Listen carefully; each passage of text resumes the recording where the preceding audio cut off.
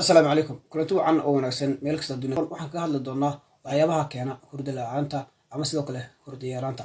Waxaa jira dhowr waxyaabood oo keeni kara in qofka markaa hurdadiisu ay noqoto markaa mid aad u adag isla markaana qofku noqdo dadka markaa hurdadoodu ay aad u hooseysa markaa ay yar tahay.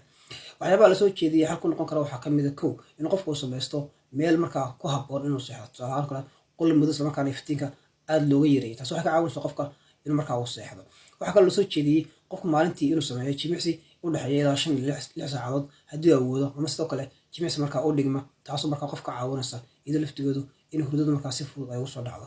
Waxyaabaha la soo jeediyay muhiimka waxaa ka mid ah in qofka iska ilaaliyo waxa loo yaqaano snapka ama hurdada yar markaa uu maalinta seexanayo. Taas waxay keenaysaa in habeenkii hurdadiisu ay qaato waqti dheer, taasoo ka dhigan markaa in hurdadii ay qofka ay ku adkaanayso. Waxaa kale oo la soo jeediyay qofka inuu markaa hannaan isku mid ah wax u cuno, taasoo ka dhigan inuu iska ilaaliyo marka qofku seexanayo cuntooyinka markaa aad ka wada culus.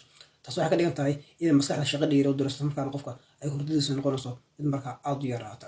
Waxyaabaha kale la soo jeediyay waxaa ka mid ah in qofku iska xadido isticmaalka waxyaabaha sida kaafiinta iyo sidoo kale nicotine-ta.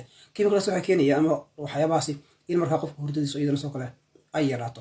Waxyaabaha kale ee la xusay waxaa ka mid ah in qofku xilli isku mid ah uu seexdo isla markaana xilli isku mid ah markaa uu tooso, taas iyaduna wanaajinaysa hannaanka hurdada ee markaa qofka.